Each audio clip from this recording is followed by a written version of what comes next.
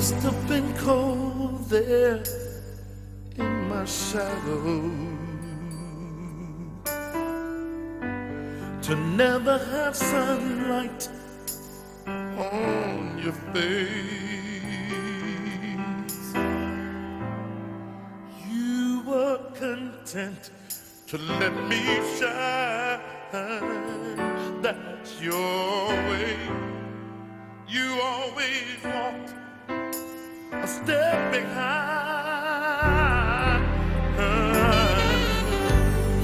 See, I was the one with all the glory, while you were the one with all the strength. Yes, you were. Only a face without a name. I never once heard you complain. No. Did you ever know that you're my hero?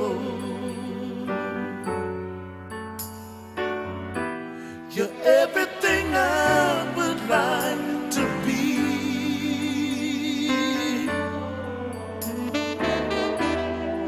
I could fly higher than an eagle. Yeah, yeah. 'Cause you are the wind beneath my wings. Yeah. It might have appeared to go unnoticed, but Daddy, Daddy, Daddy, I've got it all right here in my heart. Yes, I do say, and I know you don't know. I know the truth. I know you know the truth about it. I know you know the truth now. I would be nothing, nothing without you. Did you ever know you're my hero? Yeah, yeah. You're everything I would like to be. You're a part of me. You're a part of me. I could fly higher than an eagle. Cause you are the wind beneath the old man's wing. One more time, yeah, yeah. You are the wind beneath my wing, my wing. So Daddy, I remember you up on the stage singing your song now. That's why I used to take you and your brothers on the road.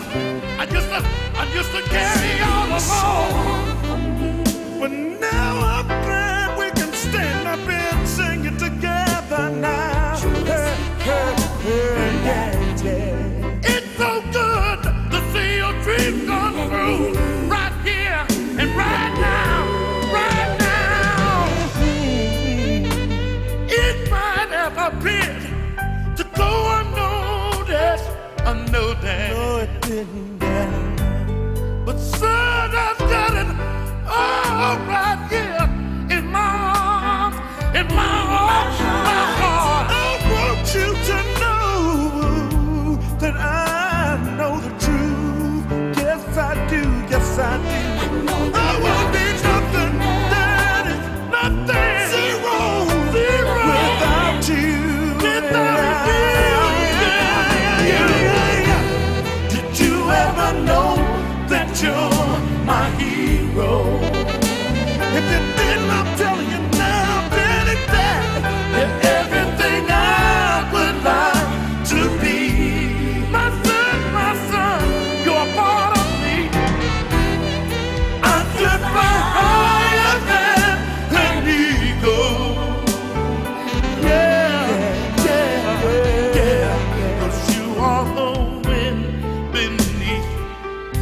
daddy's wing. I love that. You are the wind beneath your middle-sized wings.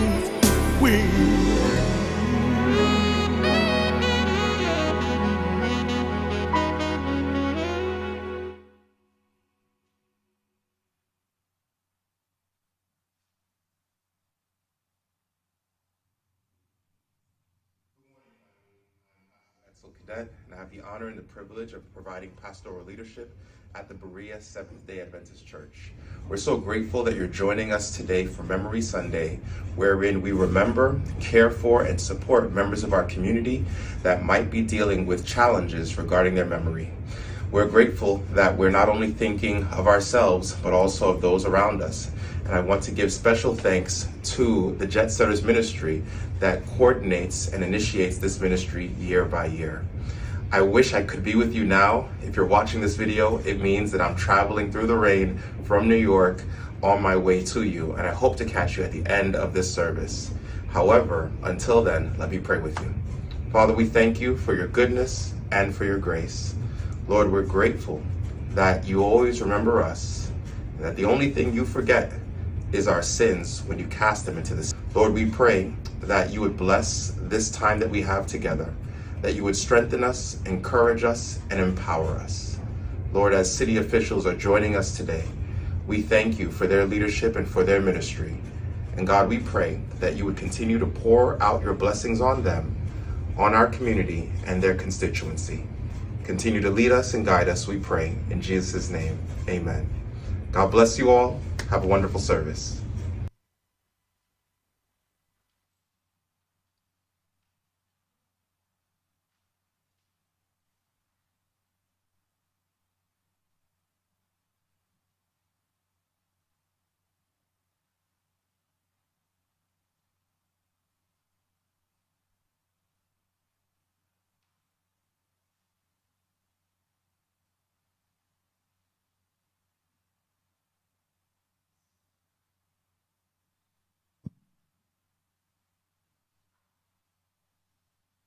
Good afternoon, everyone.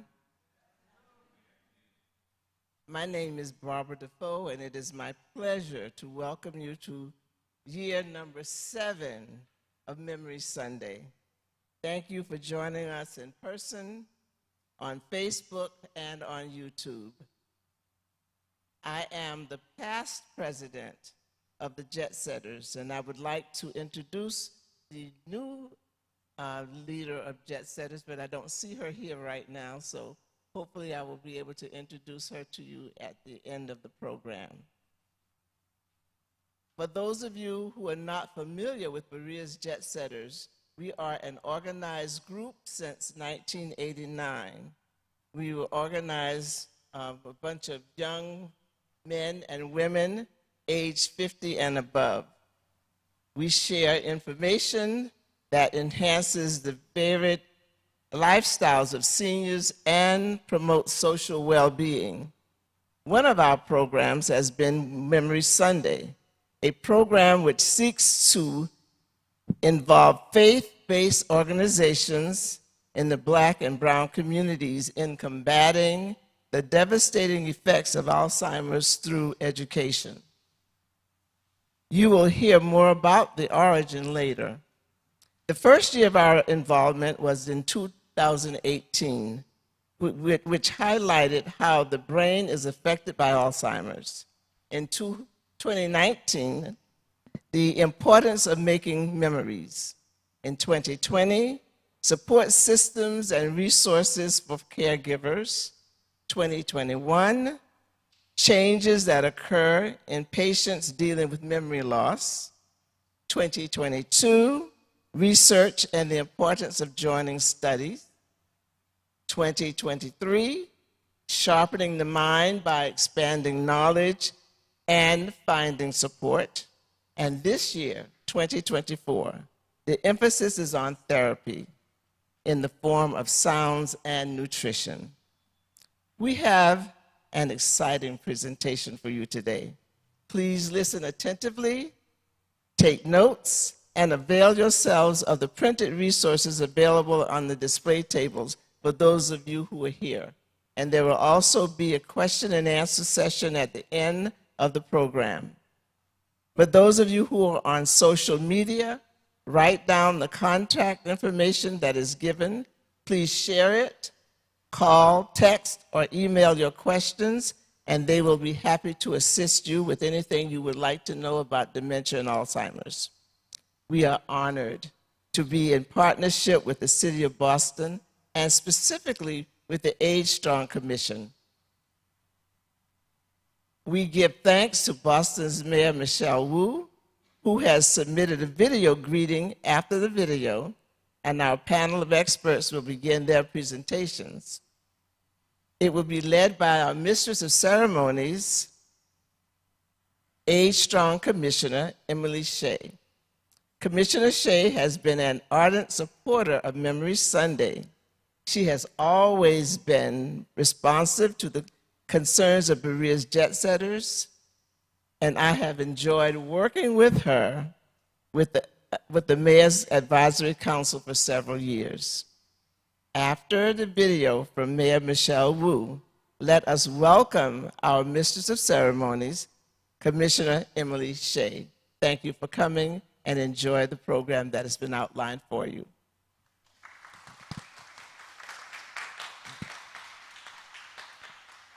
Hi everyone, it is my honor to welcome you to this year's Memory Sunday. Today, we reflect on the ways Alzheimer's and memory loss can affect our families, our friends, and our neighbors. We come together to recognize the tremendous impact that Alzheimer's has on our community and the disproportionate impact it has on our Black communities.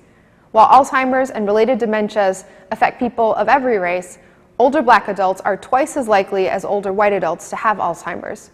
That's why events like this one are so important, because they encourage us to tap into the power that exists in our Black communities and Black churches to raise awareness and make strides in our ongoing fight against Alzheimer's and memory loss. The city and our Age Strong Commission are proud to be your partners in this important work. I also want to recognize Ms. Barbara Defoe from our Senior Advisory Council for your leadership, and to Berea Seventh-day Adventist Church and Pastor Cadet for hosting us again this year.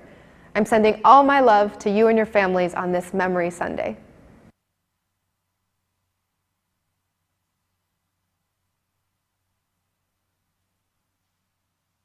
Hello, good afternoon, everybody. Good afternoon. Barbara, thank you so much. It's such a privilege to be able to work with you in so many facets, but you pull us together for this event, keep us all organized. We get emails in the middle of the night. And just, you've led us in this work for 7 years now, and I just want to say my appreciation to you and my thanks to you for your leadership in this area. And it's such a privilege to be part of this whole event and be here again at the Berea Seventh-day Adventist Church with you all leading the way again, making sure that people get connected to information and to resources. I appreciate your passion around this issue and everything that you do to make a difference. I look forward to this event every year because I know that we're going to be sharing information, we're going to be celebrating and learning, and that's just such a blessing. It's a blessing to come together and to be able to do that. Supporting our community, care partners, and neighbors is more important than ever, and awareness around Alzheimer's and dementia is more important than ever. What we're learning today is crucial to closing the gap and making sure that people have the resources that they need. And the best thing is that it doesn't have to stop here in this room or for those of you online in your living rooms.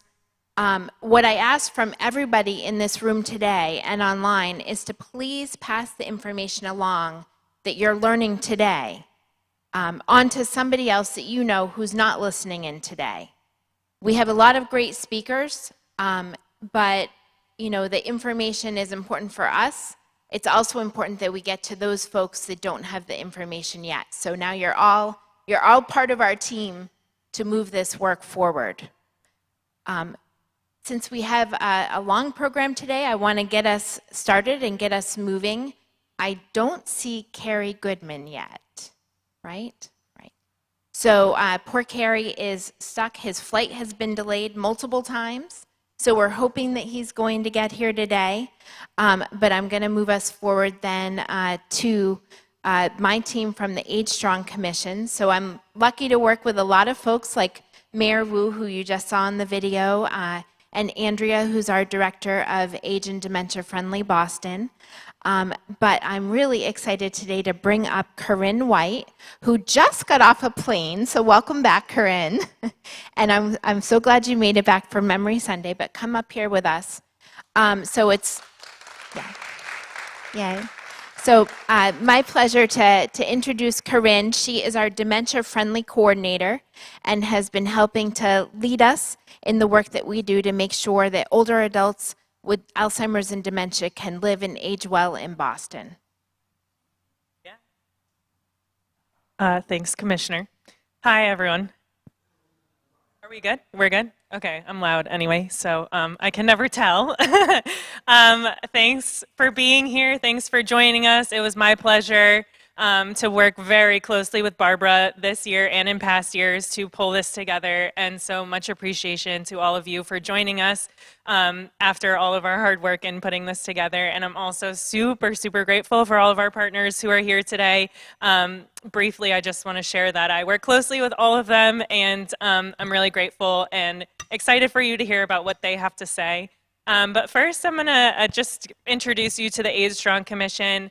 For those of you that don't know us, our mission is to enhance the lives of people aged 55 and older with meaningful programs, resources, and connections so that together we can all live and age strong in the city of Boston. And as Commissioner shared, I lead the Dementia Friendly Initiative, which really is a World Health Organization initiative.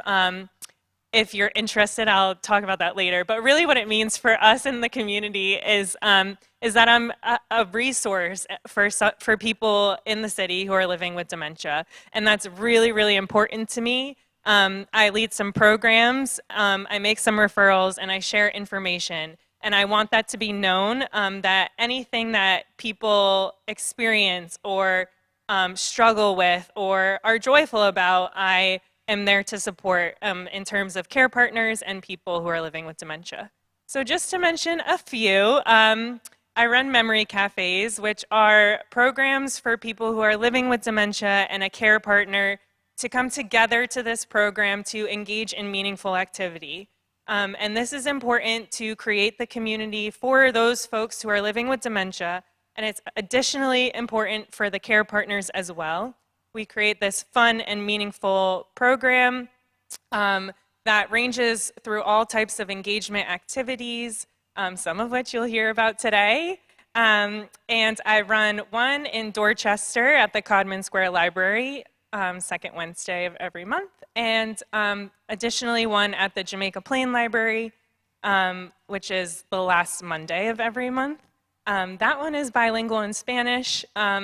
Any of them can be bilingual in any language. We are able to support that if it's needed. And additionally, I'd like to share that these programs are really, really important and they're significant, and I wish I could have them in every neighborhood, and maybe one day I will, but I'm also available to help start memory cafes in your community. I also run a support group in partnership with the Alzheimer's Association. I have my lovely care partner support group facilitator here today, Sabra. She's amazing, and together we run this group on the fourth Friday of every month at the Roslindale Community Center to support care partners of people who are living with dementia.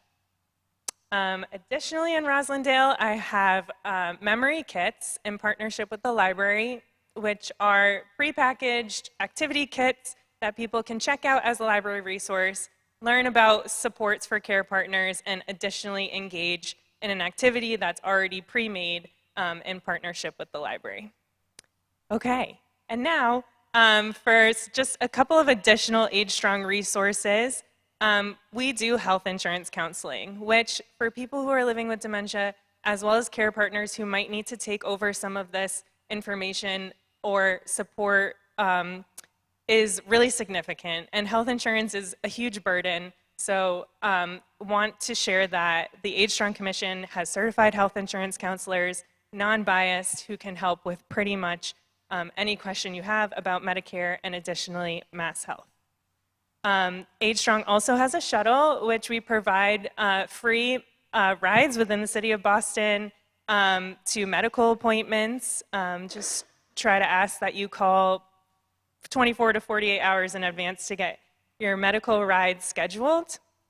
And we do a lot of events and programs, which you will find pretty much everywhere. We publicize them, but especially in our to-do list that has been coming out monthly, and our Boston Seniority, which I will hold up here. You can get some on your way in or out. I also we do all sorts of things recognizing holidays, but additionally we have virtual programs, exercise programs, all sorts of things, mindfulness, meditation. You'll find us in every neighborhood. We're growing and expanding our programs. And so you'll learn a lot of great information in the Seniority. And you'll also find an article that I write about dementia every month. This one is highlighting the Memory Cafe, so you can learn more in this month's Seniority. And lastly, I just want to emphasize that we're here for your support. We're here to support you. And anything that you might need. We do referrals, we do information, we do educational training sessions, one of which includes Dementia Friends, which is an informational session for anyone in the community that wants to learn more and become more friendly towards people who are living with dementia and care partners. And yeah, if you need anything, you can call the Age Strong Commission at the general line, or you can ask for me. My name is Corinne, and I lead the Dementia Friendly Initiative. Thank you.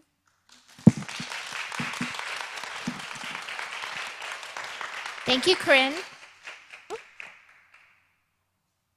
Thank you, Corinne. I appreciate you highlighting all of those resources.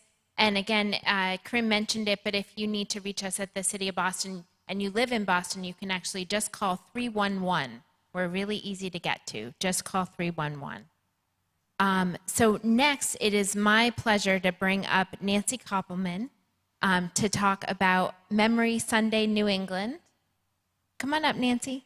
And we're thrilled to have you with us today. I know you're going to share a little bit of history, a little bit of information. So.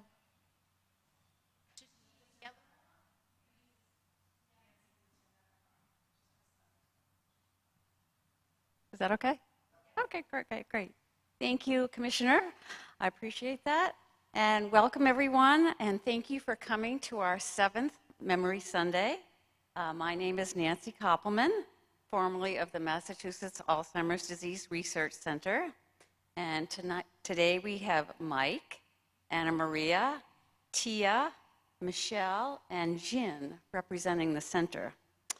So I would like to give a big shout out to the City of Boston, Commissioner Emily Shea, Andrea Burns, and Corinne White of the Age Strong Commission for orchestrating today's celebration, along with our fabulous Barbara Defoe team here at Berea. Barbara is a fearless leader and the former leader of the Jet Setters. We're just very, very excited that she has played such an instrumental part in Memory Sunday. So we also have many other terrific people and groups helping to lead our efforts, many of whom you've heard from and will be hearing from. And it truly takes a village to create this great event every year. We are so pleased to have a Memory Sunday home at Berea Seventh-day Adventist Church in Boston. And they have been here since the beginning when we first brought Memory Sunday to New England in 2018. Our first 2 Memory Sundays were in person. The next 3 were virtual due to COVID. And then last year's and today's in person. We have been able to move with the times. We've learned a lot through the years, Perhaps the biggest lesson being that it takes a diverse, expansive, and inclusive community to spread the word about aging, memory loss, and Alzheimer's disease, and the importance of educating ourselves, participating in research, and asking questions. We are truly stronger together. Please visit the comprehensive website at www.madrc.org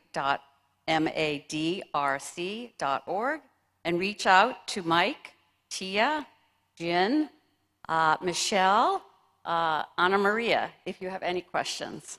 And be sure to check out all of the Memory Sunday resource tables at the back of the church. We would love to connect with you. Thank you. Nancy, thank you. Thank you so much. Thank you for being a leader in this effort and for keeping us on track with Memory Sunday. We appreciate it. So nice to see you. All right, now I'm going to ask Dr. Sydney Davis to come up. It's my pleasure to bring you up here from Berea Seventh-day Adventist Church. I know you're going to talk about the benefits of a plant-based diet on the brain, which I am looking forward to because I think we're always looking at ways that we can keep our brains healthy. So welcome.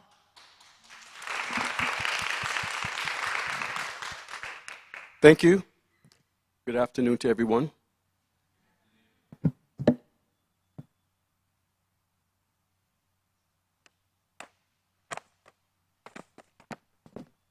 My name is Sydney Davis. I'm a doctor of naturopathic medicine. I am a member here at the Berea Church and a member of the Jet Setters. So I'm very pleased to be able to make my presentation to you today. My presentation has to do with plant-based approach to Alzheimer's disease and dementia prevention and treatment. Can everyone hear me okay? Okay. As we all know, currently, there is no cure or effective treatment for dementia, including Alzheimer's, which its most prevalent form, Alzheimer's, is its most prevalent form of dementia. However, a plant-based diet may offer protection against cognitive decline due to specific plant-based nutrients. What I am going to be presenting to you today are reviews of studies that explore how these nutrients impact cognition, emphasizing evidence-based preventive strategies is essential to address this debilitating chronic disease. The specific nutrient that I will be speaking to you about today is nitric oxide. How many of you have ever heard of nitric oxide? All right. Nitric oxide is a crucial signaling molecule in the cardiovascular, cerebrovascular, and central nervous systems. Vegetables and fruits high in nitrate, such as watermelon, beets, spinach, are significant sources of nitric oxide, which has shown beneficial effects on cardiovascular and cerebrovascular health, and that lower risk of cardiovascular and neurovascular disease. Given the connection between cardiovascular risk factors and dementia and the role of nitric oxide in vascular health and cognition, it is important to explore whether dietary nitrite can also enhance cognitive function, brain health markers, and reduce dementia risk.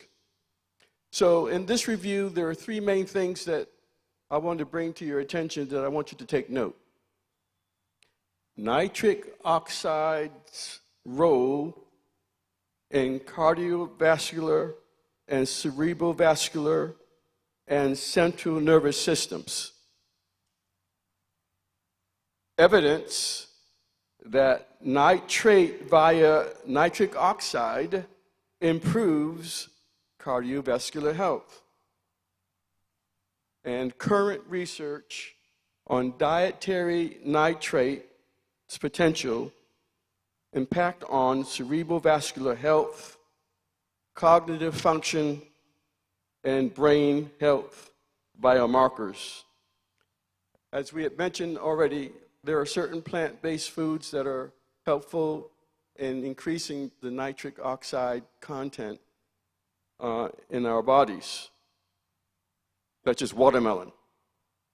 Watermelon is one of the highest fruits that you can eat that have a high nitrate content. Beets, beetroot, celery, Swiss chard, leafy greens such as kale, arugula, spinach. Gut and oral bacteria convert these foods into nitric oxide, which protects the endothelium of the body's tubular systems. Do we know what the endothelium is? Anyone familiar with endothelium, what that is? The endothelium is the lining, it's the cell lining that coats the inside of all of our tubular systems in our body. The endothelium is that which is inside of our blood vessels. Our body is constructed with, you might say, a system of tubes. Our body is constructed with a system of tubes. Our alimentary canal is just a giant tube. Our blood vessels are just tubes. The neural system are tubes. And so the lining inside of these tubes is called the endothelium. And there are certain things that cause the endothelium to become inflamed by the things that we eat. But there are also certain things that we can eat that help the endothelium to remain supple, so they don't harden, and so that they don't attract certain types of things in our bodies like platelets and dead cells to stick to them that result in atherosclerosis and certain other kinds of blockages. So nitric oxide protects the endothelium of the body's tubular systems, including the digestive tract, the blood vessels, reducing the risk of atherosclerosis, heart disease, diabetes, and other metabolic conditions. Nitrites produced indigenously, that is, our bodies naturally make this. Our bodies naturally produce nitric oxide. But there are things that we can do to enhance that production and to keep it from losing its effect. We can mitigate the production of nitric oxide in our bodies by certain things that we eat. So nitrites produced endogenously through nitric oxide oxidation and nitrate reduction by commensal bacteria are beneficial nutrients. Habitually consuming these foods increases nitric oxide production. Though cooking reduces a vegetable's nitrates content by about 50%, it still promotes brain and heart health.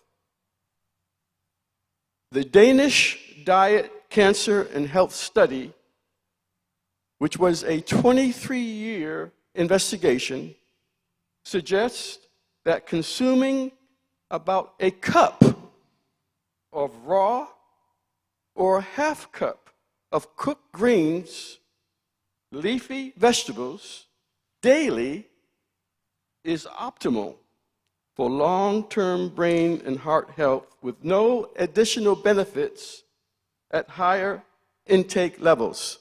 Now, how many of you think that you can eat a cup of greens a day? A cup of raw greens or a half a cup of cooked greens. But the key is you have to do it habitually. You have to do it every day. You don't do it every once in a while. It becomes a habit. It becomes a religion. Additionally, they have found that herbs like rosemary and mint, you can make rosemary tea or mint tea. These are in the herb family. They have cognitive benefits. Rosemary increases blood flow to the brain, enhancing concentration and memory. While peppermint, just the aroma of the peppermint improves memory. Research published in the American Journal of Clinical Nutrition and by the National Institutes of Health indicate that higher dietary nitrate intake from specific fruits and vegetables correlates with reduced dementia risk. And I might add, it doesn't take a long time for this to actually find its effect. You will find that these things have an effect almost immediately. You don't have to wait 23 years or a month or a year. Almost immediately, the effects of this upon the conditions that contribute toward cardiovascular disease and dementia, they take effect.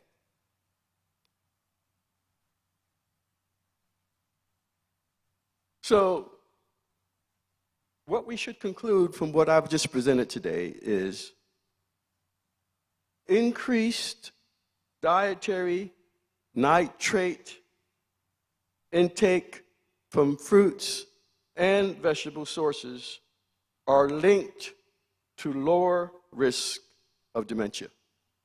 Thank you.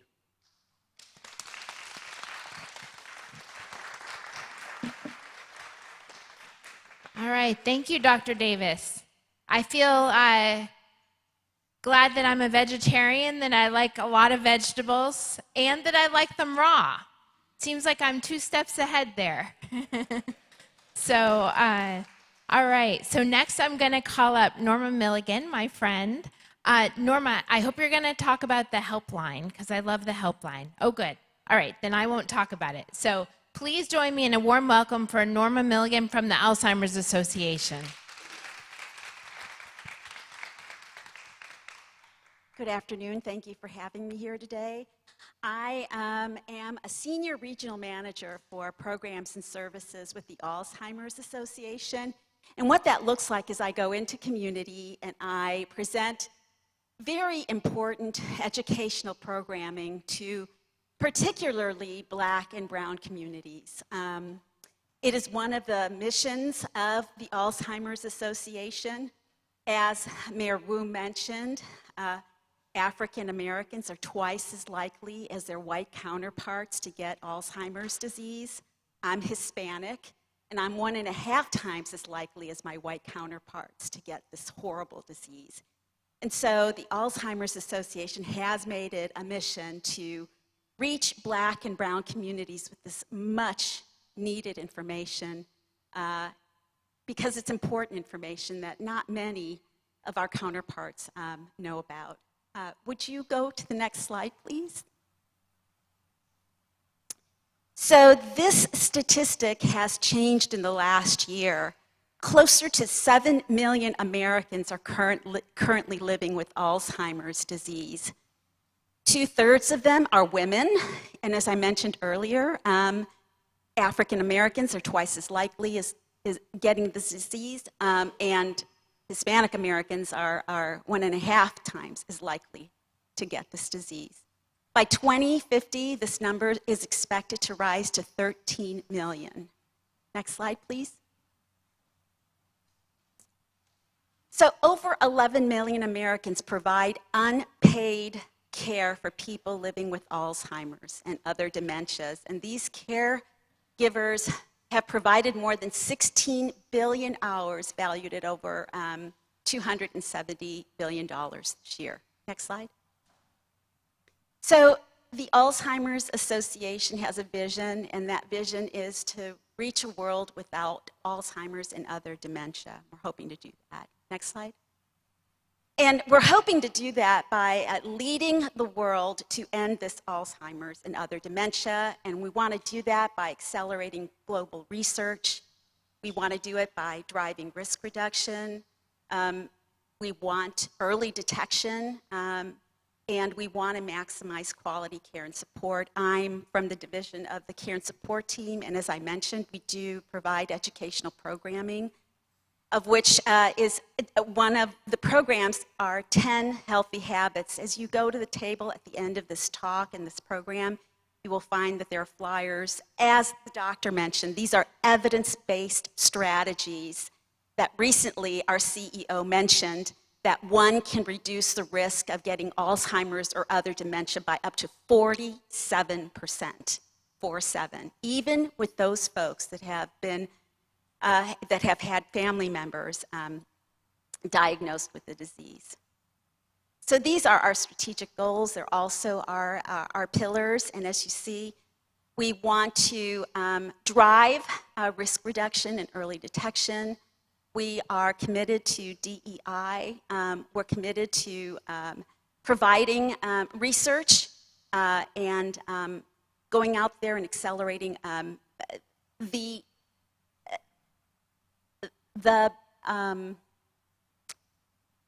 awareness here in these communities. Next slide.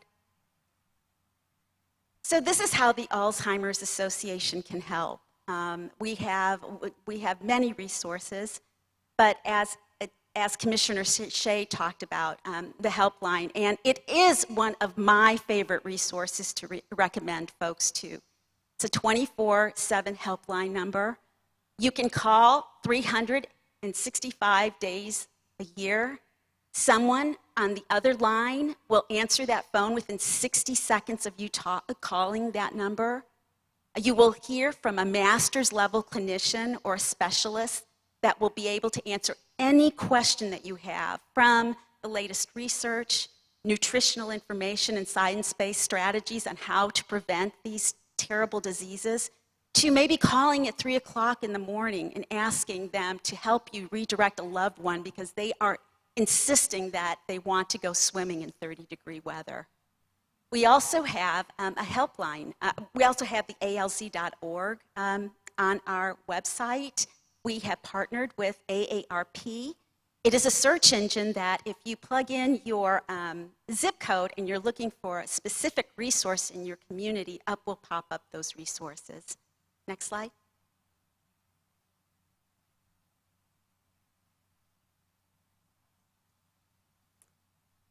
So the Alzheimer's is the largest nonprofit funder of Alzheimer's disease, also dementia. We are called the Alzheimer's Association, but we are also committed to finding a cure for other dementias.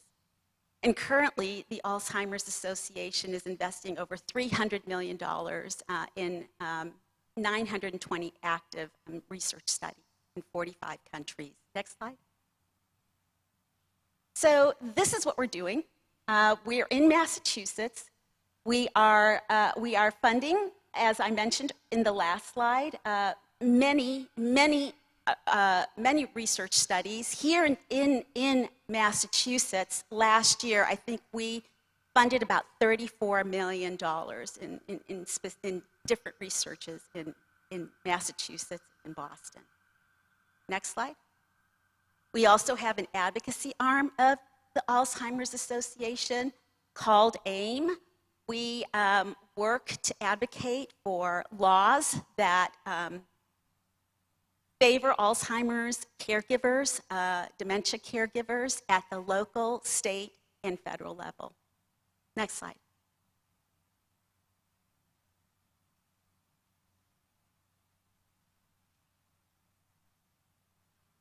That's it? No more? Okay. Thank you so much for having me here today. I appreciate the opportunity to talk about the Alzheimer's Association and the resources that we offer. Thank you, Norma. I appreciate that. So now we're going to switch gears just a little bit and learn a little bit more about research. So first I'd like to invite up Tia Hall, who's the project manager at the Center for Alzheimer's Research and Treatment, or CART, at Brigham and Women's Hospital. And Tia, you're going to talk to us a little bit about Alzheimer's and dementia and research. Right, wonderful.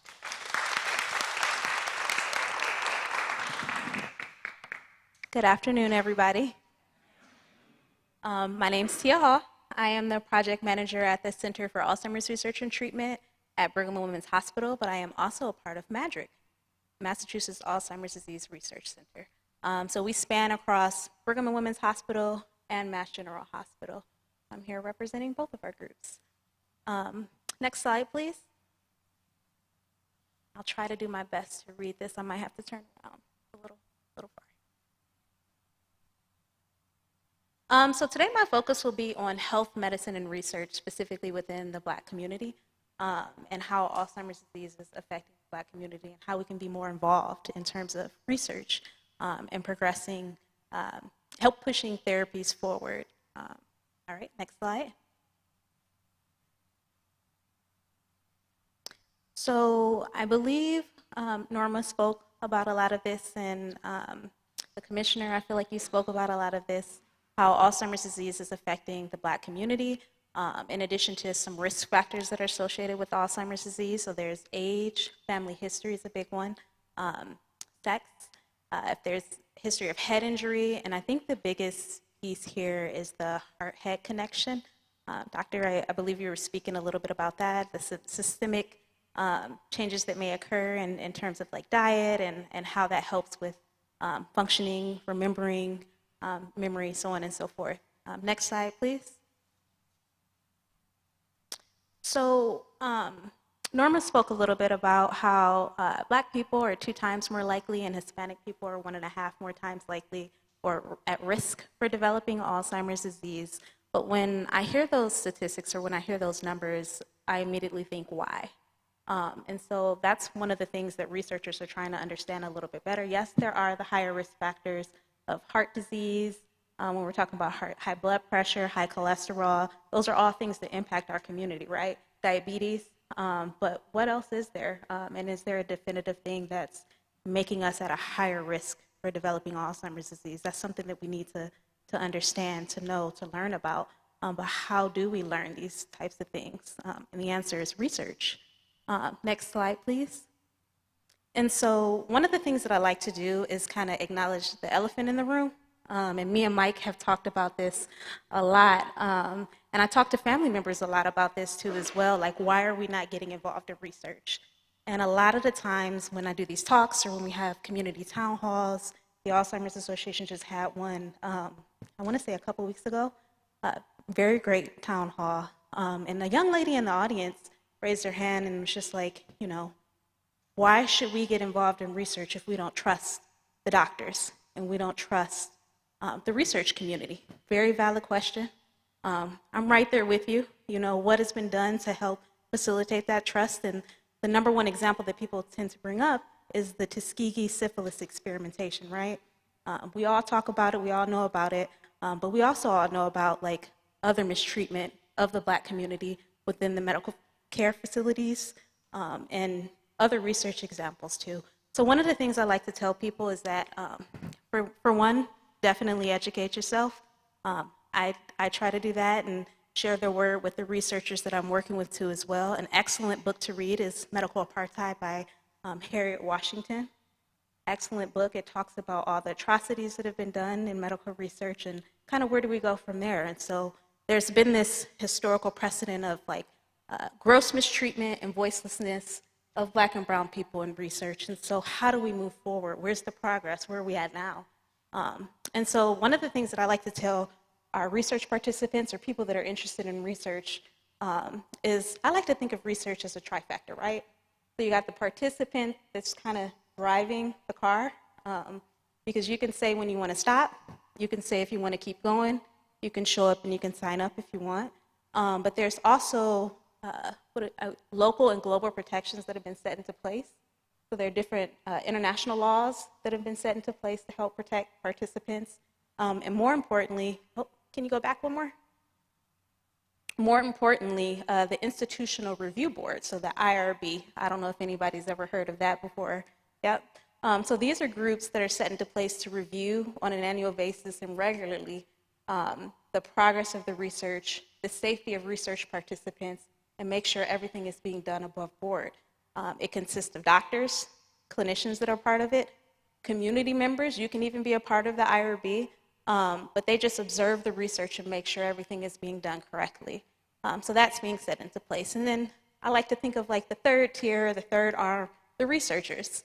They're the ones developing the studies and actually implementing them. And so it's our job, one of my jobs, is to help educate our researchers so that they understand the dynamics between the historical precedent, the historical context, and to make sure we're doing better. So the trifecta, and so that's kind of where we're at now in terms of progress to kind of overcome what has been done to make sure that it doesn't happen again. Next slide, please. And so I guess the next question would be, and I kind of talked about this a little bit, is how do we establish the treatments, or what we like to call the standard of care? And research is the answer. So we've talked about the historical context, the historical mistreatment, and I just want to talk about now where we're at in Alzheimer's disease research and Alzheimer's disease standard of care. And so how many people have heard of Leqembi or lecanemab? Okay, looks like a lot of people that are in the field, researchers and Alzheimer's Association, that raised their hand. And this was similar to what happened at the town hall with the Alzheimer's Association that they hosted. That same question was posed. It was maybe like 50, 60 people in the room, and less than 10 people raised their hand. So in 2023, the FDA, so the government, approved Leqembi or lecanemab. Leqembi is the standard name now, but everybody that was working with it a while ago knows it as lecanemab. They approved Leqembi, and it is a treatment that's set into place to help slow down the progression of Alzheimer's disease. So this treatment is available, and it's specifically for people that have mild cognitive impairment or early Alzheimer's disease. So there's a very small window for people to get in and receive this treatment. If you have progressed Alzheimer's disease, you wouldn't be eligible for this, but this is early Alzheimer's disease, or the beginning stages of Alzheimer's. And so I just kind of wanted to educate people and let you guys know that Leqembi is available. I know that at Mass General Brigham, it's called the ATP Clinic, Alzheimer's Therapeutic Program Clinic. We do offer it, and it's expanding. So this is something that I would like take a picture of, write down. Well, you can get our information at the table that Mike is hosting, and Nancy and others, and we can let you guys know a little bit more about that. So next slide.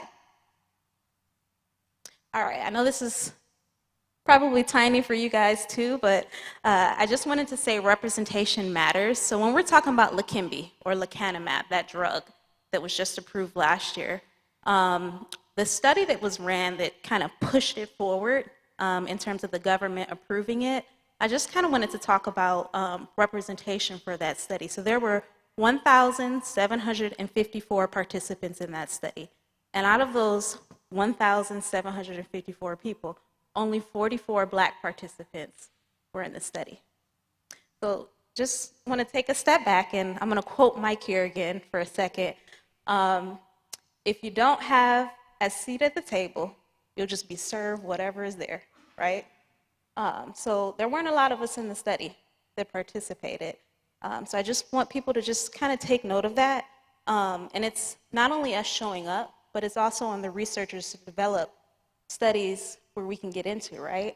I didn't have a chance to put the data related to research design in here, but I just want to let people know to encourage folks to show up, to participate in research, because, you know, how do we know that a drug is effective in everybody if we're all not showing up for the research? So, next slide. Really quickly, what is research participation? Because a lot of you are probably like, well, what does that entail? Research varies. There are observational studies, and what I mean by that is you can show up and just have memory testing. Sometimes you can show up and just have memory testing and maybe an MRI or a blood draw. But then there are also, on the flip side of that, there's drug trials. So Leqembi or lecanemab, in order for that to get approved, we had to run a trial, and the Brigham was one of those sites that participated in the trial, and maybe BU? Yep. Research is an ongoing conversation or process, and so it's constant communication. There are always changes in medicine. There are always changes in research. We'll let you know if there's something that comes up safety-wise for a study. We'll let you know if there's something that comes up safety-wise specifically for you as an individual in the study. And if, for instance, you feel uncomfortable, that's something that you should share with the study team. You can share with the IRB. That's a conversation. You're not locked into a study forever. If you sign up, if you want to quit, you sign up today and 2 weeks from now, it's not a good fit, that's okay. No hard feelings. It won't impact your standard of care that you're receiving outside of the research study. Research is flexible. I know some people had said, you know, sometimes it's hard to get in. We offer rides to research studies. We pay for parking. I think you guys did it on the MGH side too as well. Yep.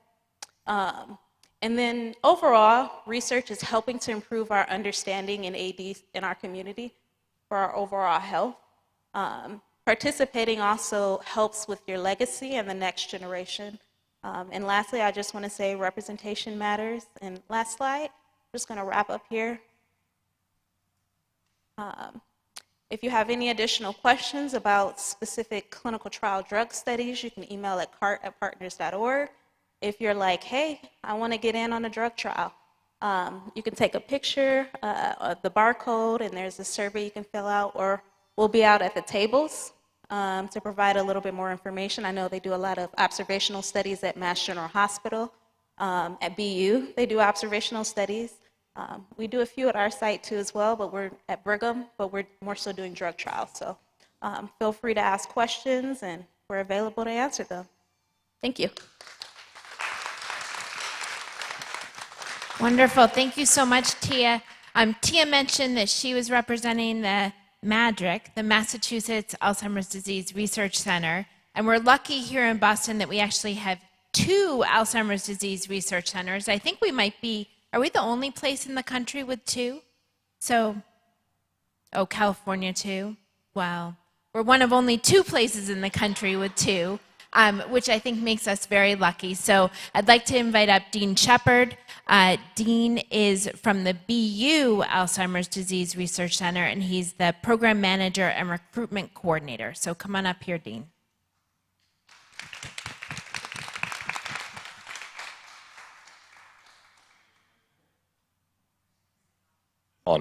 Thank you, Commissioner, and thank you everyone for being here, especially coming out on a day like today in the rain. It really shows your effort and your desire to want to be here and learn a little bit more about Alzheimer's disease and dementia and what exactly we're doing to fix these problems.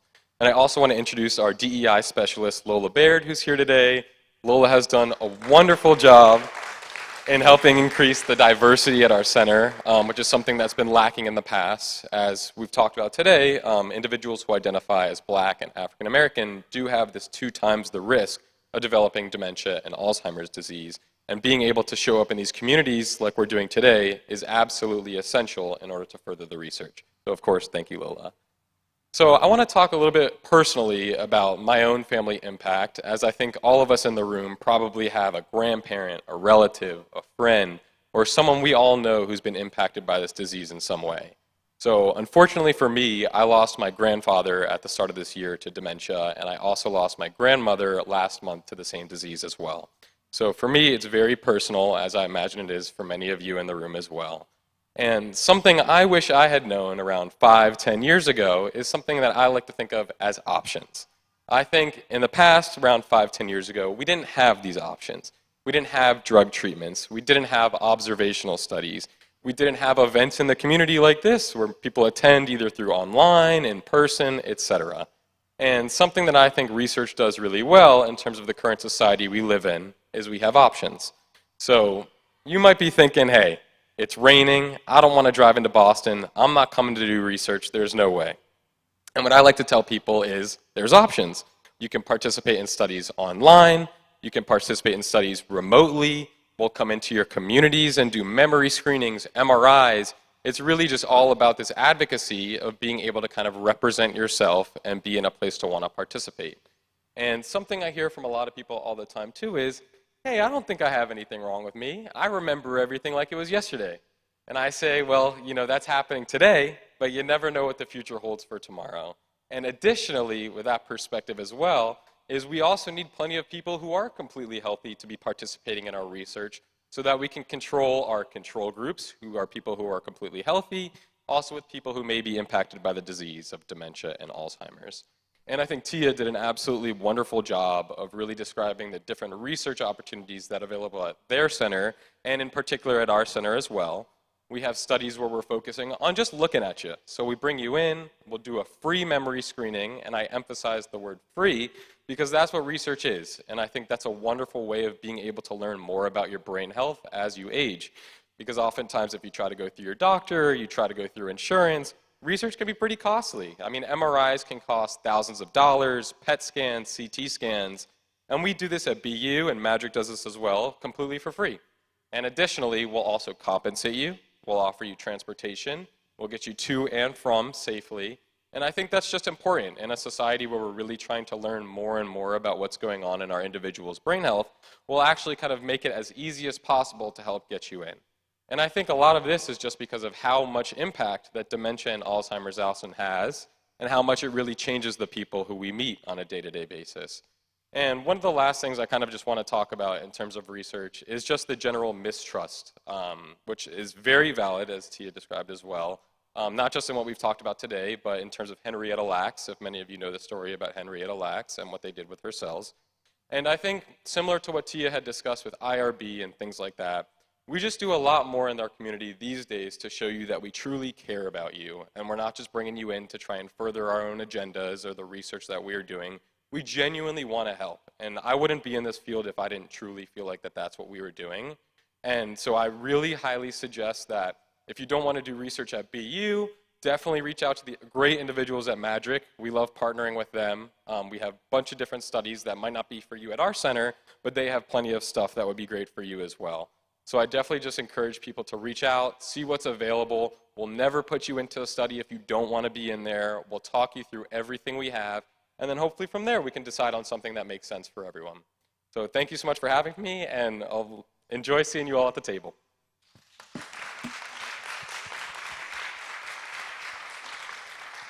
All right, thank you, Dean. Very good to know about those options, and I guess all of the ways that you give people information so that they can make their own choices about things. We appreciate that. So now, Mike Kincaid, you are next here on my list. Mike is the Director of Diversity Recruitment at the Massachusetts Alzheimer's Disease Research Center, longtime friend of mine, and long time working in the community to elevate issues, connect people with information and resources. Mike, I'm not sure. I have antidotes and other observations listed here. I'm not sure what that means, so hopefully it will be good. I'm supposed to tell stories.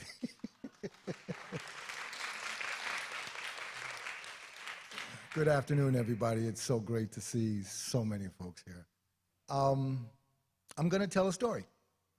I had the lovely opportunity last week to be at the Vine Street Community Center, which is not very far from here, in a room full of roughly around 40 seniors. And at one point I asked the question, I asked, raise your hand if you knew somebody in your family who had memory loss or dementia. And about half the room raised their hand. And so I followed it up by saying, keep your hand up if you never got them tested. No one put their hand down. None of them had gotten their loved one tested. So we had that conversation. And the conversation was, why not? And the overwhelming theme was, well, we just knew what to do. Because that's what we do. We take care of Nana. We take care of Uncle Rob. That's what we do. Why do I need to go get tested? Well, here's the easy answer, and you kind of heard that from Dean, and you heard it from Tia. There's different types of diseases under that dementia, and that's what I shared with the group. And my personal story, my late uncle Rupert passed away, but when he originally was diagnosed, he was diagnosed with Alzheimer's because my grandmother had it. But then we started to notice that it didn't look the same.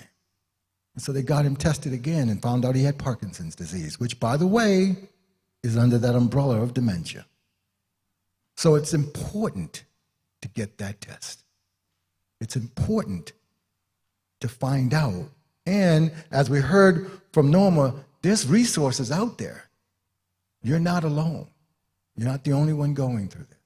Now, I'm going to yield the rest of my time about telling stories because I'm going to invite up Anna Marie because she's brand spanking new with us. She's among the bazillion other titles that you have. She is the co-director. Some of you may remember our former director, Doreen Rentz, who has retired, and Anna Marie, and I'm not going to butcher your last name, so I'm not going to try. We could go with Anna Maria. My last name is Vranciano, which is really difficult to pronounce. I joke that it took my husband about a year to actually learn how to pronounce it. And I didn't change my name either, just to make it, difficult for him. So I want to introduce you to the... Yes. Let's make believe we know each other. Share with the folks a little bit about yourself and where do you see us going? Absolutely. So first of all, what a privilege to be here on this very special Memory Sunday day to represent MADREC as one of the co-directors. My co-director, Christine Ricci, couldn't be here today. She misses spending time with all of you. So I am a clinical psychologist. So I focus primarily on developing psychosocial interventions for older adults, many of them with dementia or Parkinson's or other neurological conditions, and also for caregivers. And I'm particularly interested in the relationship between the person with dementia and their care partner, how that is affected by dementia, and how we can work together with a couple or families or social networks to support persons with dementia, but also the care partner and the support network. Because when someone gets diagnosed with dementia, there's a care partner that takes care of the person with dementia, and then there are family and friends who take care of the care partners, and the entire community is impacted. And so as Mike said, I recently joined as a co-director for MADREC. Really the vision of MADREC is similar to the vision of CART and the UADRC and Alzheimer's disease. We want to end dementia, and we're getting close. We have some treatments. We've heard about them today. We want those treatments to be accessible. We want everyone to participate.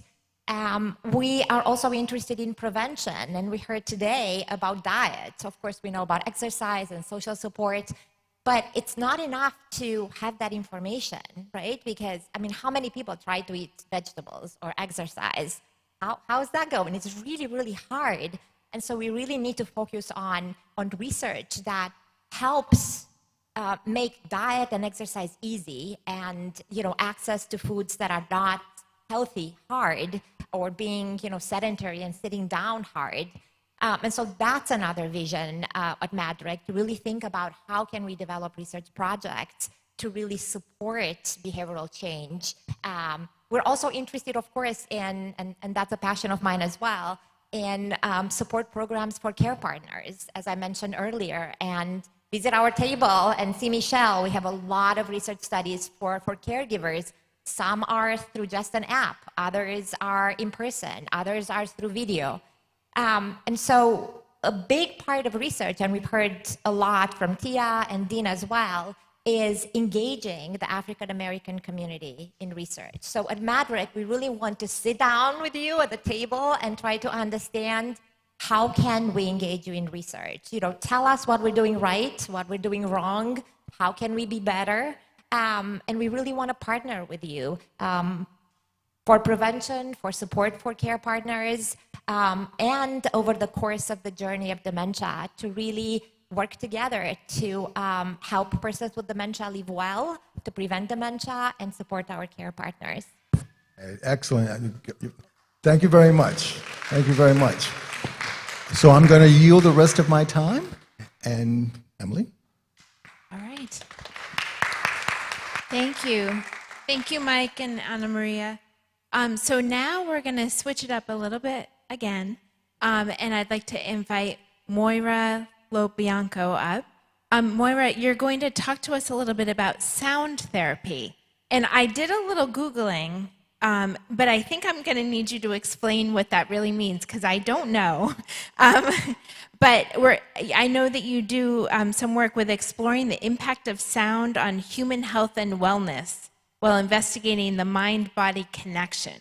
So I'm very excited to learn more about it. So come on up and join us.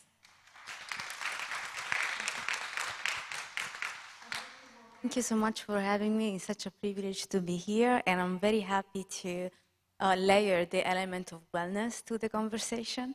The first thing I would like to mention is that practices like sound therapy, mindfulness, and yoga, which is the program that I've created, and I'm so privileged to share with the Memory Cafe program, are very, very important for our well-being. Obviously, even more so if we are addressing population patients that are experiencing Alzheimer's and memory loss and dementia, of course. I will just go through a brief explanation of the practice.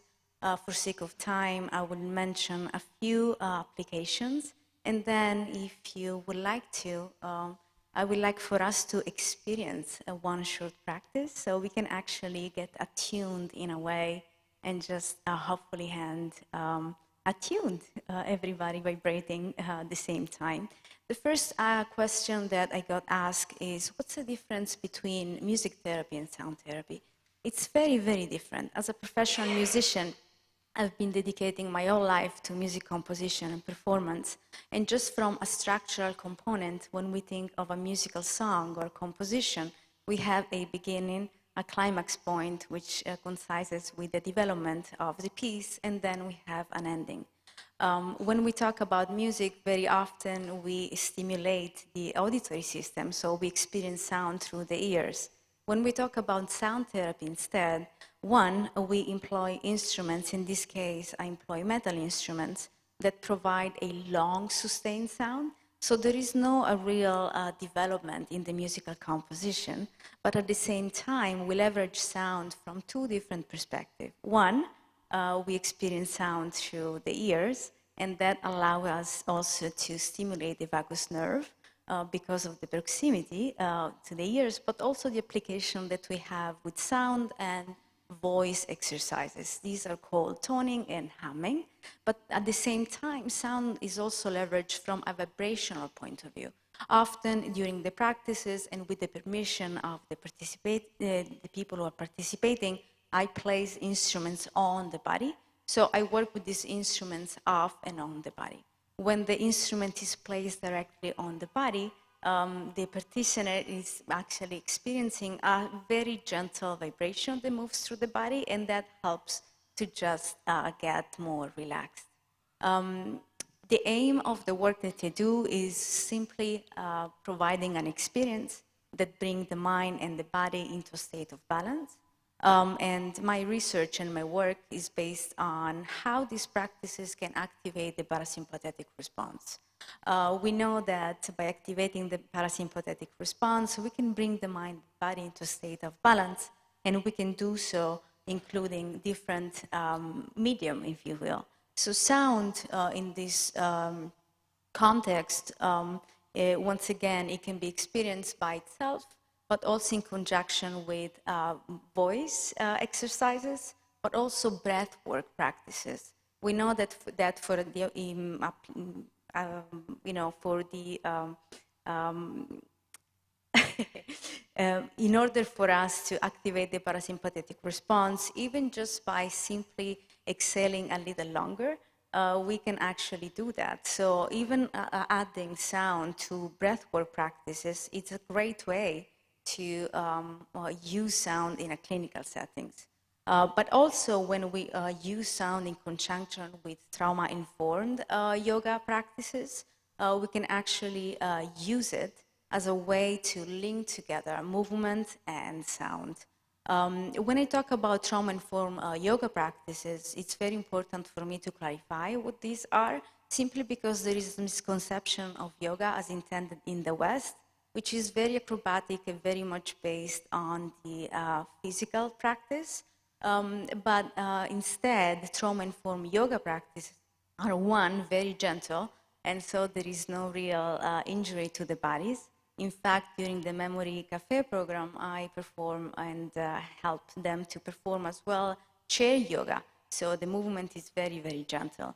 But also as part of the trauma-informed tradition, I also work with Yoga Nidra, which is actually an emotionless practice. And thanks to Yoga Nidra, the practitioner, the student, is able to work with rotation of consciousness, meaning connecting with into the different parts of the body and simply awakening sensation in the body. So as we can see, these practices are very gentle and very subtle, but at the same time, I feel are very, very potent in a way, because they help, once again, that mind-body connection that very often is missing.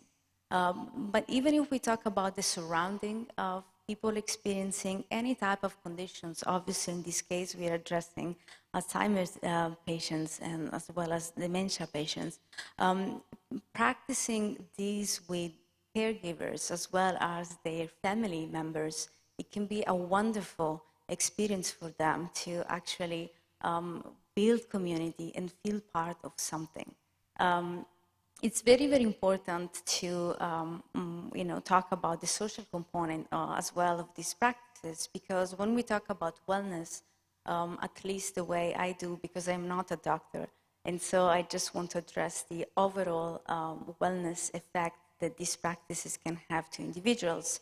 The social component is very important. In fact, during our memory cafes, the people who participating in the sessions, they are also able to collaborate in practices and activities that help them to feel again part of something. If you would like to go into the details of the sounds, I can just mention the instruments that they use. Today I just brought a few samples of it so that it was easy enough for me to use it also during our practice. Here I have a very small wing gong, and the reason why it's so small is that generally during the practices I walk around, and so this gentle sound can just walk through the room. While we work with sound, I also leverage psychoacoustics, so meaning that the different directions the sound get perceived is also very, very important. So be able to just move with these instruments around, you get that effect. And then here I have two types of tuning forks. One are unweighted tuning forks. We are very, no, please, thank you. The unweighted tuning forks are obviously played around the body. And then I have the weighted tuning forks, which are simply placed on different parts of the body in conjunction with the acupressure points. And once again, these are not audible, but they get experienced through vibration. And then, but last but not least, I have a sample of an Himalayan singing bowl, and these are played both on and off the body. All these instruments are therapeutic grade, and the reason why I use metal instruments is because as part of my research, I leverage the Overtone series, I don't want to get too technical into the musical component of it, but let's say that sound as sound, even if it's perceived as a single note, is actually a compound of different sounds. And so while leveraging sound from a sound wave perspective, so coming from the acoustic perspective of sound, we can also receive a sound feedback that can give us some material to work on to understand how much or how little we want to work with sound in that context. Everybody is different. And so each time the sound mind yoga practices need to be addressing that specific person, that specific group of people, and obviously it can be done in many, many different ways. With your permission, I would like to ask you to now simply go through a short practice. And while I do so, after I guide you through a very short meditation practice, if you will, I'm gonna just have the mic off and play the instruments a little bit around, so you're gonna hear them. So to start, please find a comfortable seat. You might want to plant your feet to the ground, elongating the spine. And feel free to close your eyes or soften the gaze. And find a place of stillness for a moment. Connect to the breath, your own breathing. Simply following your own breath, moving in and out the nostril.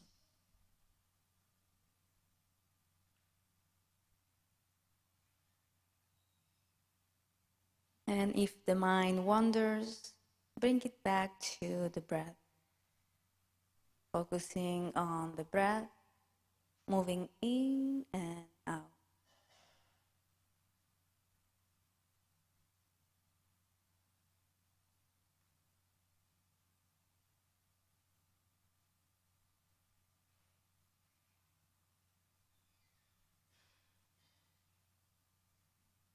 And whenever you feel ready, scan the body from the tip of the toes all the way up to the crown of your head.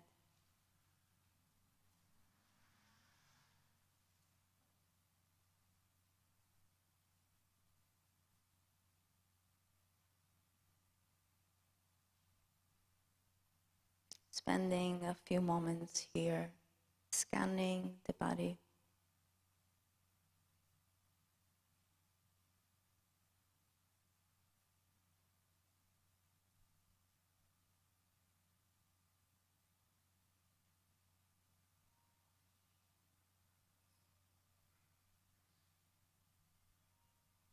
Now gently place both hands to the abdomen. And inhale and exhale here, sensing the breath moving through the abdominal area.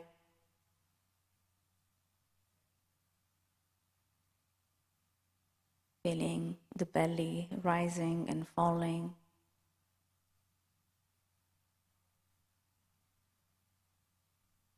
Feeling the breath moving through the body.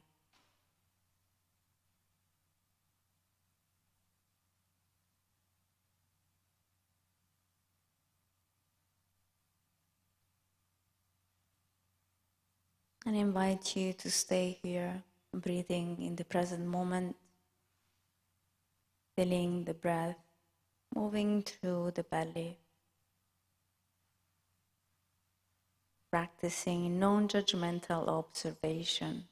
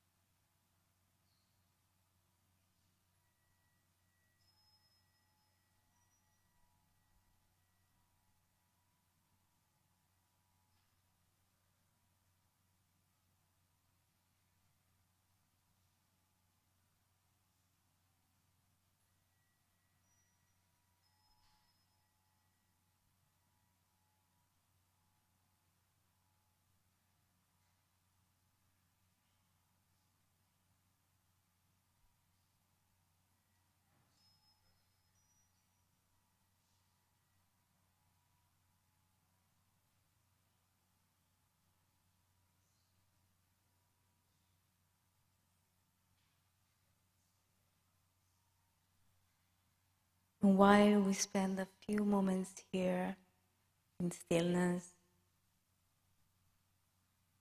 notice the breath moving in and out the nostril.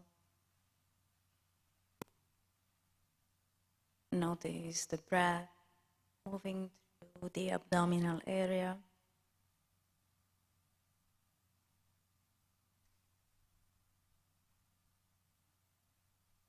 Anchoring ourselves to the present moment.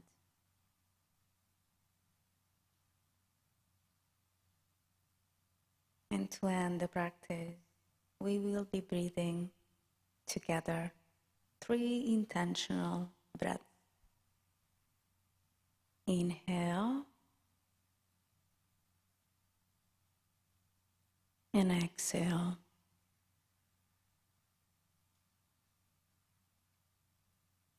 Inhale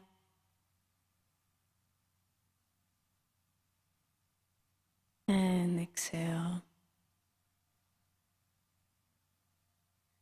Last time, inhale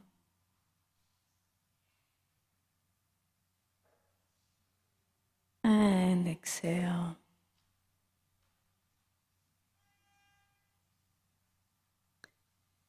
You can gently open your eyes and simply notice how you feel. Thank you so much.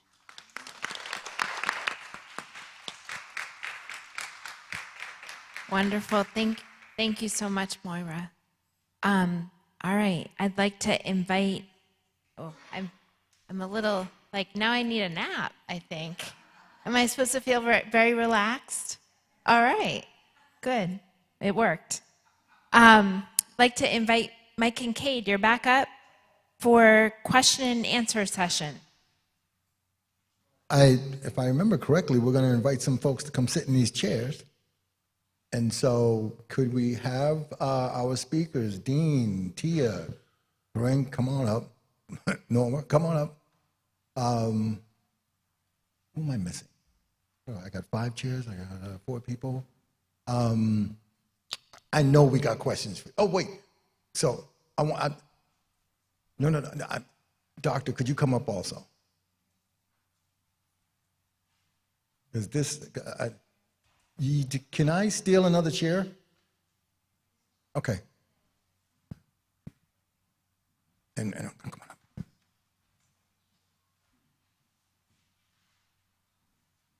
All right, so I'm gonna, well, before I start, Miss Barbara, how much time do we have? 20 minutes, okay. All right, so I owe it to the audience to ask this question, and Tia, you mentioned it. Thank you, Corinne. You mentioned it, so I want to go there. You mentioned IRB a couple of times. Yes. And Dean, you also talked about it. Could you give us the Reader's Digest version of what an IRB is? One more time. What is an IRB? The Institutional Review Board. So it's a group of folks that kind of come together.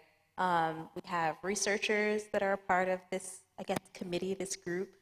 We have everyday citizens that are a part of this committee or group, and they review the research projects. They review the progress of the study. They make sure everything is, that the participants are protected.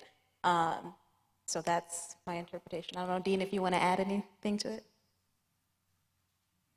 So actually, I think I can speak to this a little bit pretty well. Right now, we're working on creating a new study over at our center.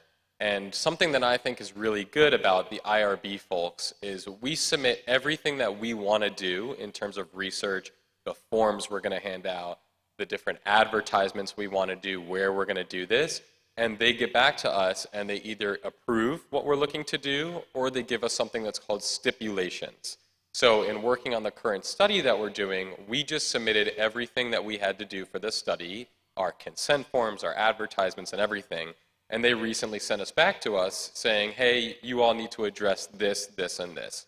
So my point in saying this is these people are working in all of our participants' best interests for everyone who wants to participate in research, and they're making sure that everything that we want to do is safe and makes sense for the communities that we're looking to do them with. All right, excellent, excellent. Dr. Davis, I have a question for you. So in your excellent presentation, when you were talking about fruits and vegetables, I've always heard dark-skinned fruits and vegetables are good for the brain. But it was interesting, as you were talking about brain and heart. Can you elaborate a little bit more on, healthy heart, healthy brain? Well, the naturopathic approach to wellness is whole, treating the body as a whole. And so naturally there's a connection between heart, brain, body, brain. And the connection has to do with the fact that they're part of a system, a certain type of a circulatory system. We know that the circulatory system not only goes through the body, but it goes through the brain as well. You have to have good perfusion of blood through the body as well as through the brain to have good cognition, good health, well-being. So that's the connection. Excellent. All right, thank you very much. Before I continue asking my questions, do I have any questions this is not the time to get shy. Do I have any questions from the audience? All right, come on. If you would let us know who you are. Hi, my name is Sebra, and I actually have questions for two of the panelists. First, for Corinne and our young lady here, I'm interested in knowing when you do the sound therapy at the memory cafes, what's your observation of the reaction for the participants? That's the first question. That's a good question. So it was spectacular, I have to say. We had an hour of sound therapy. Everyone here just experienced a small snippet of it, but if you can imagine that with more individualistic attention to both the person living with dementia and the care partner for an hour. And truthfully, the way that Moira had us set up was with a partner. So not only was she giving individualistic attention to everyone in the space, but we were experiencing it face to face with another participant in the room. And so I would say that baseline, that's the experience that we try to host at the Memory Cafe, is for the person living with dementia and their care partner to experience this together. But then with the sound therapy, people were communicating, they were providing their feedback. I particularly remember one of our participants did not like the gong. It caused him intense anxiety, but sometimes that's what evokes in those circumstances. But he expressed that. We talked about it. We talked about what sound therapy means. We talked about how we can do it at home, and it was just a miraculous experience. And I will share that Moira is going to come back to our Memory Cafe also. So we got good feedback from it, and participants are looking forward to doing it again. Dr. Davis, do you want to pass that mic to Moira just in case she has anything to add? Thank you. Thank you so much. Yeah, so the non-judgmental observation in relation to a response to the gong is very, very important. There is also the element of mindfulness. And then, as Corinne was mentioning, the social aspect, so building community, but at the same time recollecting, evoking memories, somatic memories, because obviously sound, it has its energetics, if you will, and some of those are more awakening in the body, other sounds are more restorative.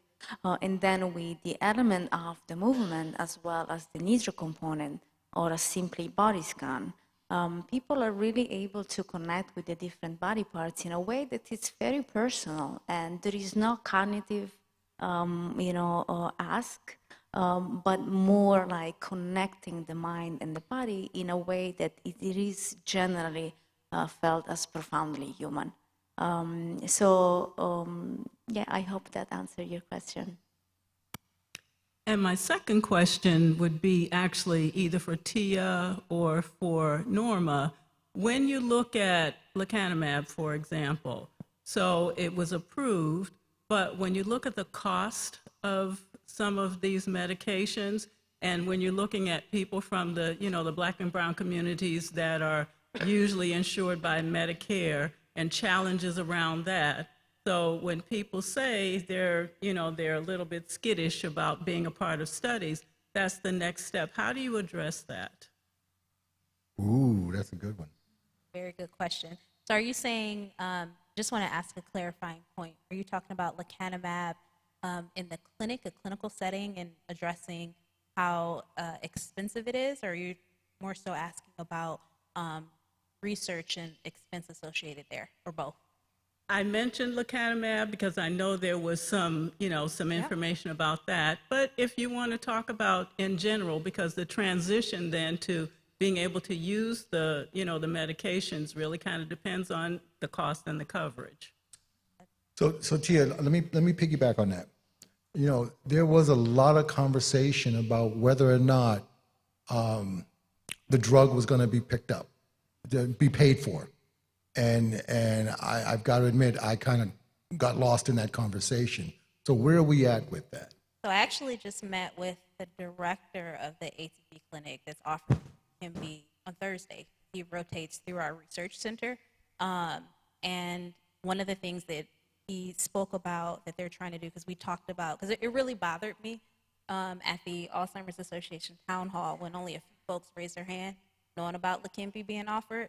And we're one of the institutions, a bigger hospital at that, here in Boston, and not a lot of people knew about it. And so we had that conversation about what's the demographic of the folks that are coming through, what are the barriers? Cost is a huge one. But I know one of the things that he's working on right now, or that the clinic is working on right now, is trying to figure out how can they reduce the burden for participants, or for patients, I'll just say patients, for patients to get into the clinic. Right now, the requirement is there needs to be a referral from someone. There has to be some memory testing there, and not everybody has access to it, and it's not always offered for free unless it's connected with research. There has to be an MRI associated, and those are not free and quite expensive, as being mentioned. And so I think right now they're working on trying to reduce the burden for people to actually get through the door. And then I think the piece on for continuous treatment, that's something that they're working on right now too as well, trying to figure out how to make it a little bit more affordable.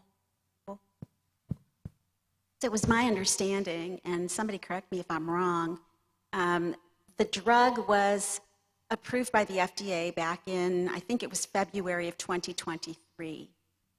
There were issues with, so the VA approved it for treatment for their veterans immediately, and the Centers for Medicare and Medicaid did not. The Alzheimer's Association advocated at the federal level. There is an office here in Boston. We met at the federal building to protest against the fact that the offices of Medicare and Medicaid did not approve that, and finally they did.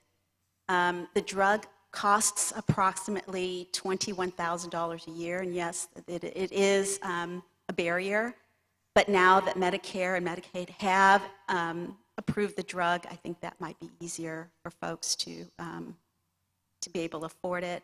It is a every 2-week infusion. Is that correct?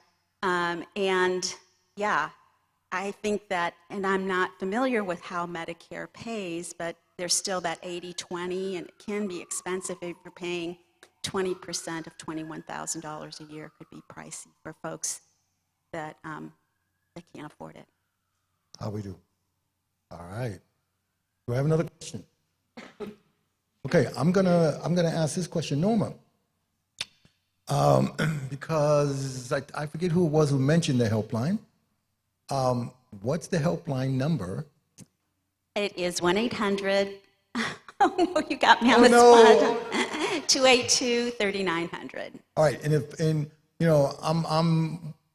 I'm someone who always tells people, if you go online and you want to look for information, thank you. If you want to look for information about Alzheimer's, you have to go to a reputable site, because the internet is a scary place, and I see that up there. And in fact, thank you very much for putting up the information on how to reach out to the Alzheimer's Association.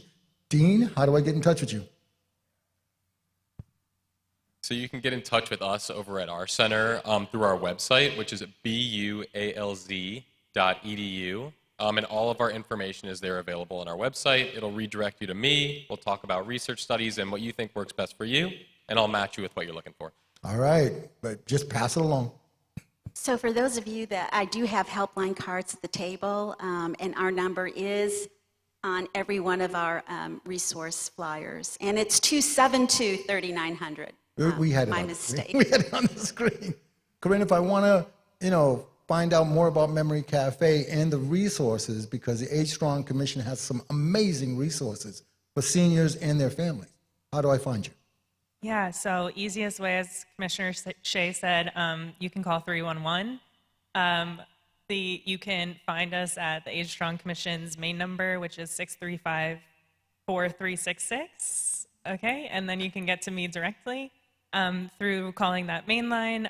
We are also at boston.gov/agestrong, and you'll find us informational flyers all over town. So Excellent. Go ahead.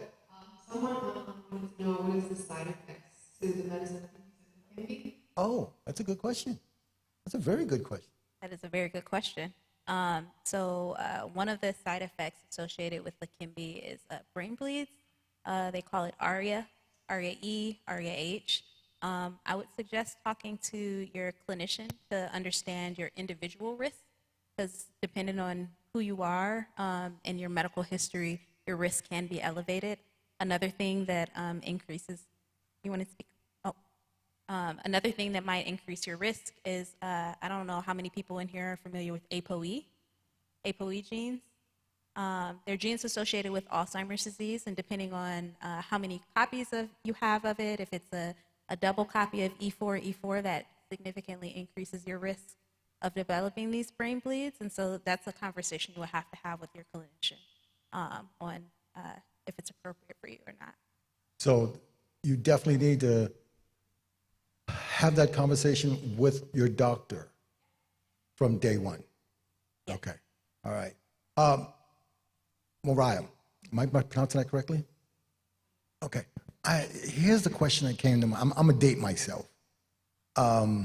I remember when you used to be able to buy videotapes of yoga, exercise, just meditation, which is what that reminded me of. Mm-hmm. So seeing that I still own a VHS player, but I wouldn't go look for a tape. If somebody, is it possible to find what you just shared with us so that I could play it at home in the privacy of my house, just to... Thank you for asking that question. So I actually just received a grant from Berklee College of Music, and I will be creating these educational videos that will be available next year, and I will be very happy to share with you all. The Sound Mind Yoga component, the three of them put together, is actually something that I've been experimenting with for the past 10 years. And now I finally decided to create some content that can be online. But I will be more than happy to just share with you all. Thank you. So for our folks watching at home, and since I put everybody else on the spot, if I want to find out more information, how do I find you? About these practices? Yes. So sound therapy, unfortunately out there, I think there is a lot of misinformation. There you go. And so I will just avoid, that's what I always say, anything that is not scientific-based evidence, I will just move away from it. And I always laugh saying, if you find a beautiful lady with a crystal ball and is trying to tell your future, then please run away. No, you didn't. I always say that.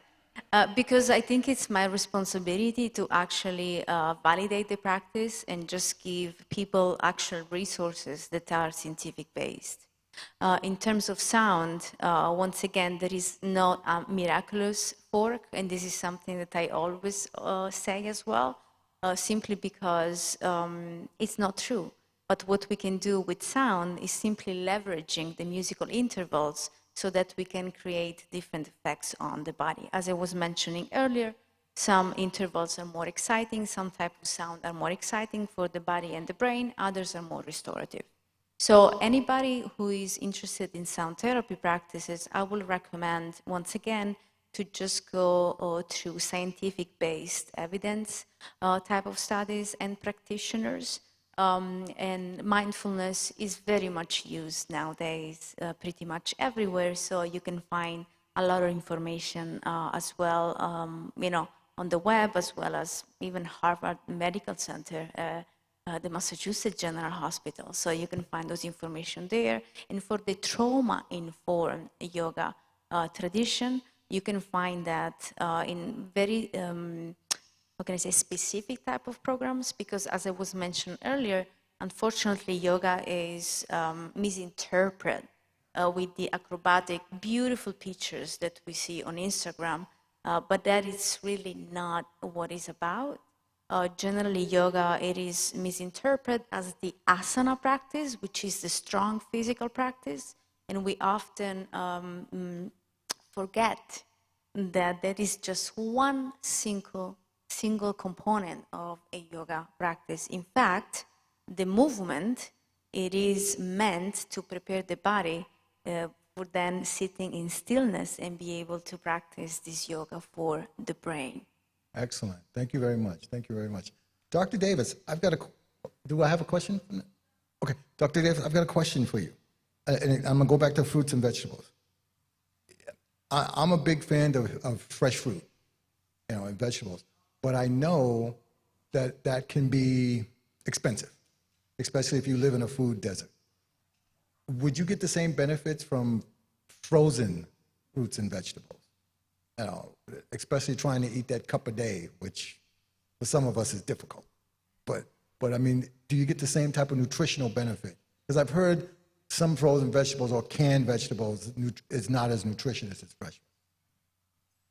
Getting any type of leafy green vegetable in any form is beneficial, but you have degrees of benefits. Of course, the best benefit is getting it raw, and as I indicated in the presentation, when it's processed or when it's cooked, it loses 50% of its, that is, when we speak about nitric oxide content, it loses 50%, but it doesn't lose the amount where it doesn't have a benefit.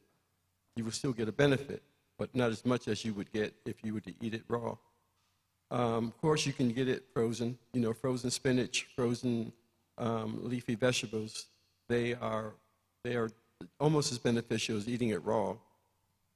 And you can cook them, and you can eat them raw, using them in like smoothies, or those kind of ways of ingesting them. You can get the same benefit. So getting leafy green vegetables in any form is beneficial. It's better than none. Yes. All right. Can I give a round of applause for my amazing panel? Thank you very much. Emily?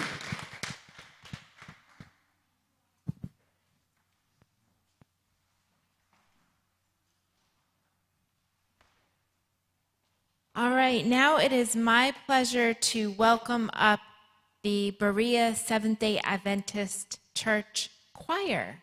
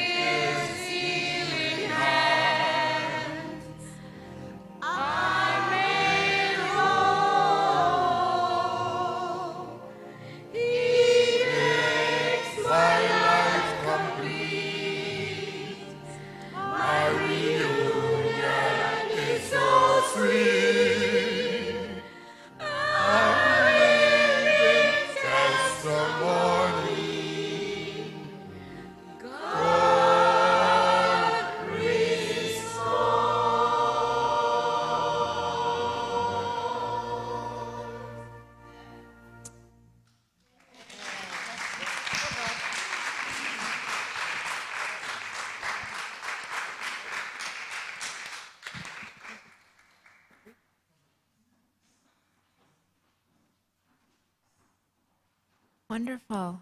Barbara, I'd like to invite you back up here to close us out.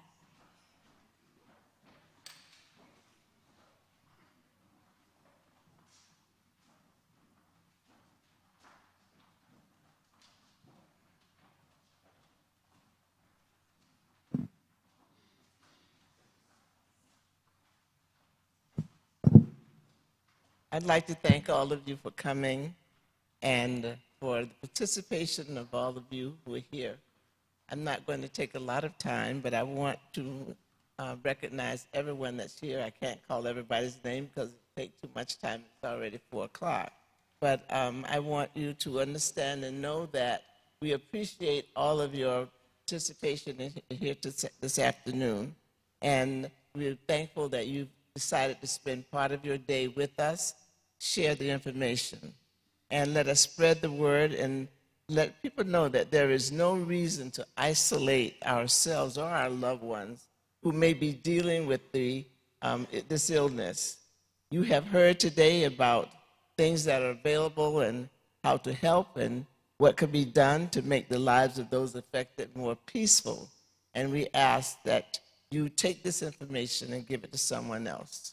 Thanks to all of the presenters today for your commitment to the efforts to eradicate this negative stigma of Alzheimer's and the effect that it has in the Black and brown communities.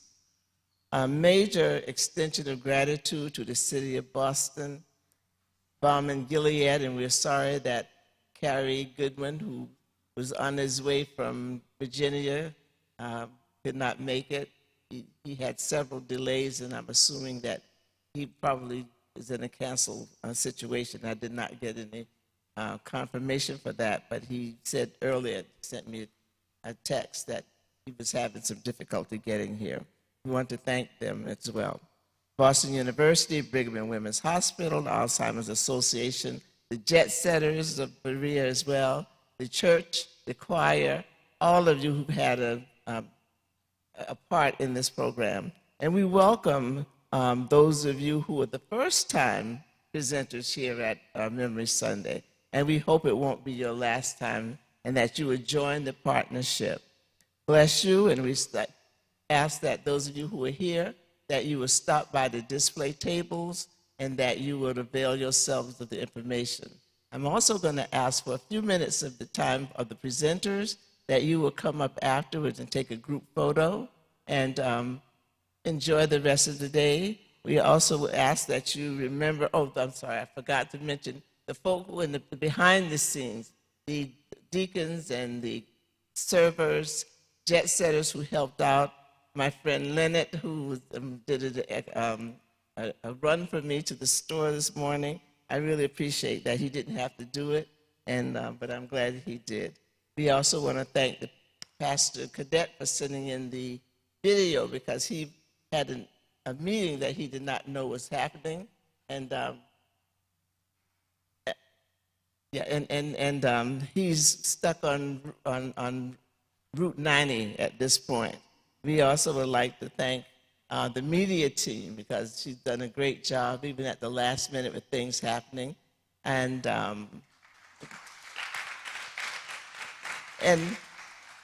those of you, we're thanking you in advance because we know that you're not going to take this information and sit on it. We thank you for sharing it, and we want to make sure that you're back with us next year. I think that next year, pardon me, I'm having some difficulty with dementia. I wouldn't say dementia, but with problems as well. So I slur my words, and I have memory loss, and those kinds of things are difficult. That's why when you see me up here, I have to read it because I won't remember. But I'm happy that those of you who are here, you're going to take the information and give it out and share it with other people so that one day soon we won't be having difficulty with Alzheimer's and dementia and all of that. And we do ask that if you know of anyone who's willing to participate in research, please do so because it's something that we definitely need. And if I miss your name, please forgive me, but all of you are important, and we thank you so much. We appreciate your having come, and we thank those of you who took the time because you didn't have to do it. Okay? And don't forget, there are refreshments at the end, but before we leave, we always want to thank God for his blessings, and we're going to call up the first elder of the church to give us our closing prayer. Thank you, God bless you, and be safe as you go home. Oh, I'm sorry, our first elder, Elder Brian Hall. Thank you, Sister Defoe. Can we all stand for a prayer? And I want to say a special thank you to Sister Elder Barbara Defoe for coordinating this. And you mentioned that you forget some things. You're not by yourself. I'm with you. Let us pray. Oh, merciful and gracious Father, we thank you so much for bringing us all here together. We thank you for allowing these organizations to come together and to be able to work in concert in getting information out, important information. We pray that you will enable us to continue to move forward in being able to disseminate and educate the community so that we can be better prepared for dealing with this disease. Now, as we separate from this place, may we never be separated from your presence or your power or your spirit. We ask these things with all sincerity in the name of Christ. Amen and amen. Blessings to you all.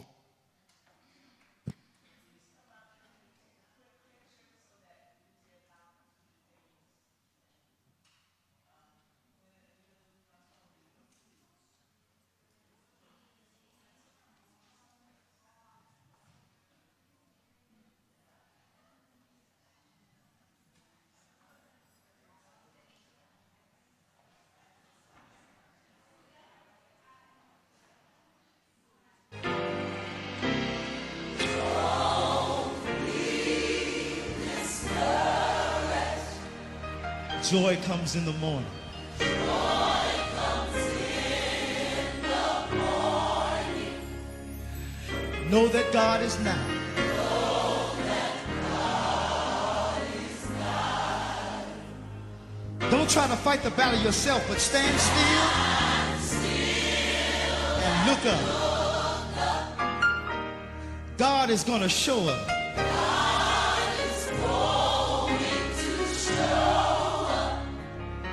He's standing right by. We want to say that one more time for somebody who may be discouraged. Don't be discouraged.